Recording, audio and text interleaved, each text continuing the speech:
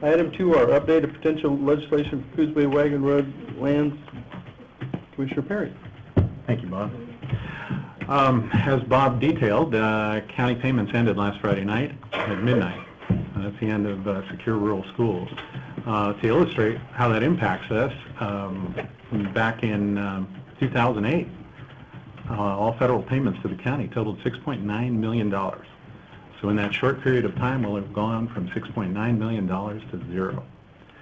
Now, for some time, the county's been looking at alternative ways to address that loss. We've cut back on budgets. We've pulled our belt about as tight as we can pull it. And we've gotten as slim as we can here in order to continue to provide services. Now, some time ago, the county started working with the Coquille Tribe to talk to them about ways that they could mutually address this huge budget hole that was at that point looming. Now it's here, unfortunately. And the way they thought they might address that was by working out a co-management agreement. And a past board adopted a resolution supporting the efforts of a co-management agreement with the Coquille Tribe. Now, all this is, it's a shared management and revenue sharing agreement is what we're looking at as a county. Neither entity is going to own the wagon road. Neither entity is going to try to own the wagon road. As a matter of fact, we're putting specific language into everything we work on where that is just absolutely not possible. It is simply going to be a management agreement. The BLM will retain ownership of the land. In other words, the people of the United States will retain ownership of the land.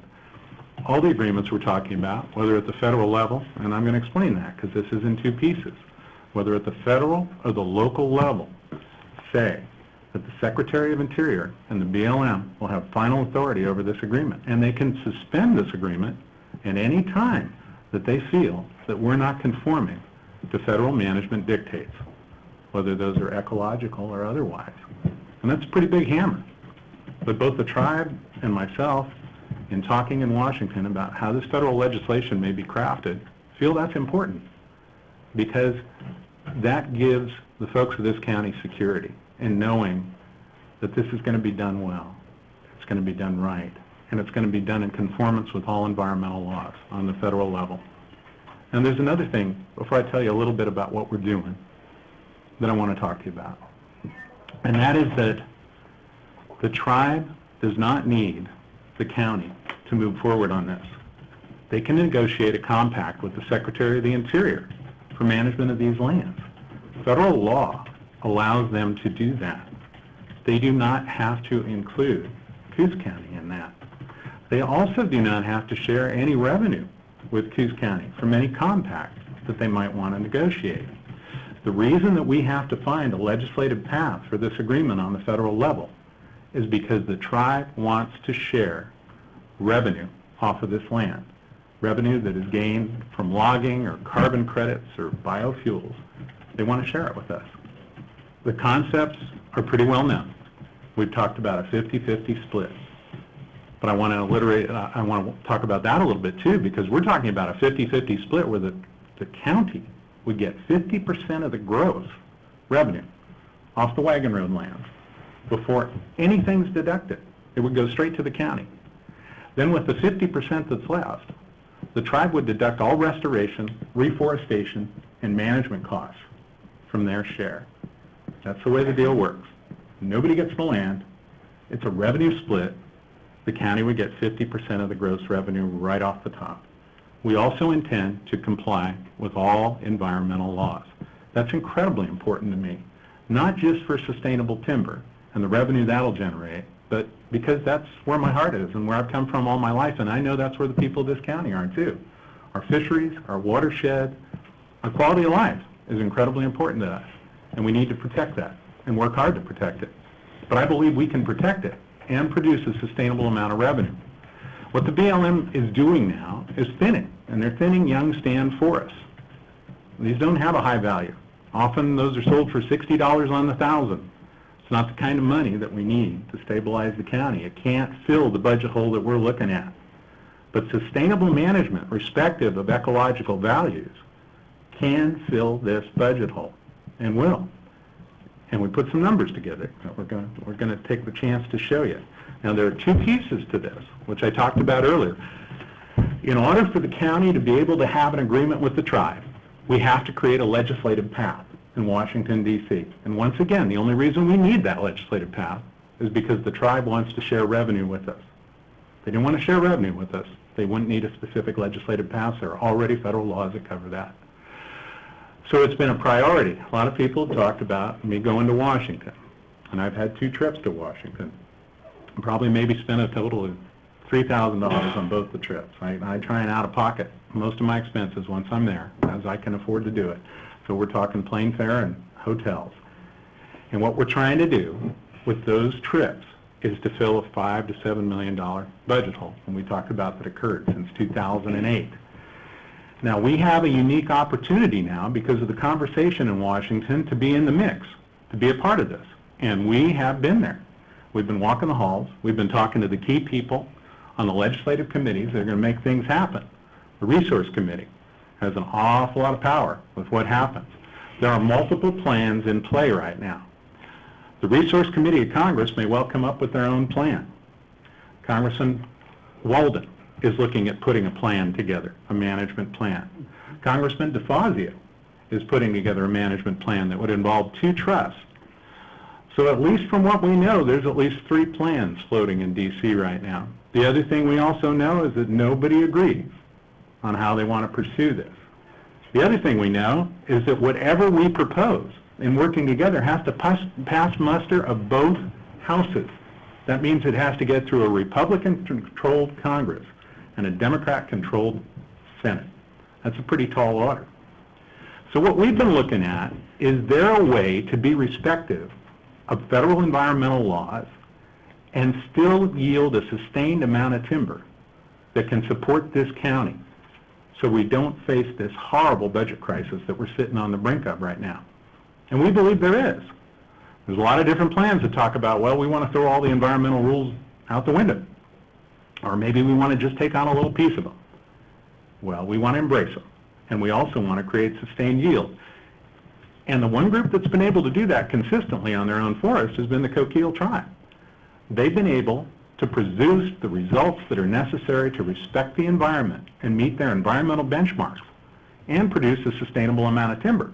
And that's a pretty amazing thing, because the Northwest Forest Plan, Whopper, Spotted Owl Plan, everything that's come down the pike has been a pretty difficult animal to deal with. Yet the tribe has found a way to deal with it. And that way has allowed us to advance what we're talking about on the federal level. So once again, the thing that's wonderful is we're in the mix now. And when I talk about that mix, whatever piece of legislation that passes the houses, we want a little bitty piece up for Coos County. Just a little piece, 51,000 acres worth.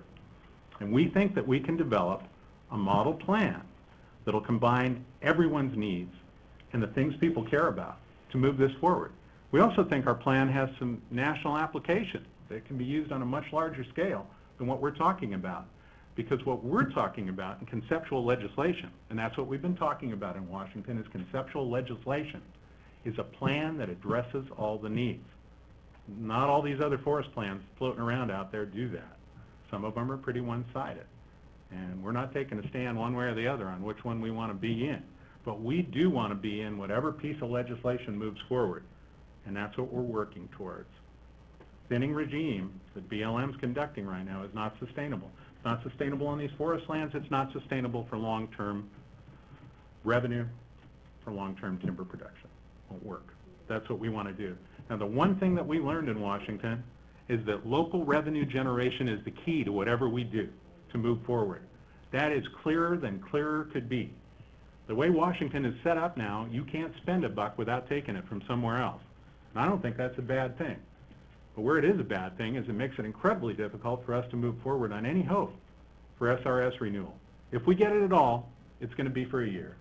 And we don't know at what level that's going to be. And that is not a long-term solution. And I'll tell you, that's a heavy lift to get SRS, even for a year. Anybody in Washington will tell you that right now, regardless of what side of the aisle that they're coming from. So we are looking forward to creating a legislative path that will allow us to do just exactly what we're talking about. The other thing that's important is that the plan we're working on has flexibility. We're listening. As we talk to Congressman DeFazio, as we talk to Congressman Walden, as we talk to key staffers on the Resource Committee, we're listening. And we're finding a way that we have the flexibility to get through on whatever plan moves forward. Because, folks, we got to have the governor agree to it. We got to have our own legislative representatives agree to it. We have to have major environmental groups agree to it. We have to have our timber support and agree to it. We have to, most importantly, have the people of this county be comfortable with it. So what we're working on now is creating a path. That's it. That's what we're doing in Washington. Any management agreement that we negotiate with the tribe will be secondary to that. It's important that we be a player right now because the legislative path is happening right now. It's happening today as we sit here. There's no time. And we're there. And they know who we are. They may not have even known that Coos County was in the United States of America a couple of weeks ago, but they know now. And that's a good thing. I'm proud of that. And I'm proud of the folks that went to Washington. Well, I'm proud of this commission. I'm proud of all the people in this county that are working for a better future. Because, you know, there's been an awful lot discussed about this agreement. About, gosh, we don't want to do this. We don't want to give the tribe the land. Well, we're not going to give the tribe the land. Oh, we don't want to go forward in an agreement with the tribe because the tribe's not going to stick to that agreement. Well, my gosh, we're talking federal legislation that's going to dictate the parameters of whatever agreement we come up with. And I'll tell you, I'm proud to work with these folks. I'm proud to work with everybody that's had their hand in this. You know, there's always 1,000 reasons not to do anything. And my God, they're never more apparent than they are in government. But there's one good reason to do this, and this is to preserve our future. I'll tell you, you want to cry?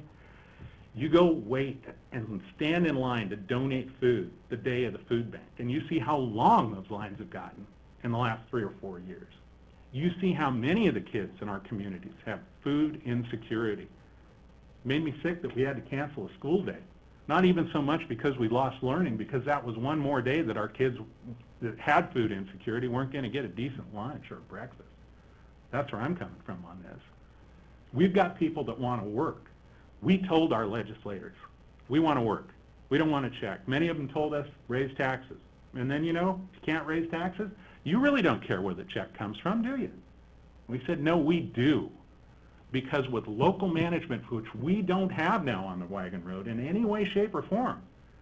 And the other thing that's very troubling is that any form of federal legislation that's percolating right now takes any special designation off the Wagon Road. It is rolled right into a federal trust, no matter what happens. And we lose any minutia control we have over it. It disappears. So we're fighting for a lot of things. We're fighting to retain special status for the Wagon Road for the citizens of Coos County. We are fighting for our future. And I think if we can set aside our differences long enough to roll up our sleeves and work together, we can accomplish some amazing things. And the future of this county is the most important to all of us. And I'll tell you, these gentlemen and I, we don't agree on many things. But the one thing we are absolutely adamant about is uniting to save the future of this county. And this is one of the ways we can do that. And that's why I said I think we have to move forward on all fronts, unilaterally, and one of those is going to save us. And I hope to God that we can work together on this because we're all in this together, every single one of us. I know some of us are out here on opinions and some of us are out here, but you know what? When it comes down to it, we're not that far apart. We all want the same thing. We all want a future for our county, for our kids, and for our grandchildren. And I think this is one of the ways we can achieve it. So how does all that stack up in a word cloud? Mr. Parry definitely wants to do this deal.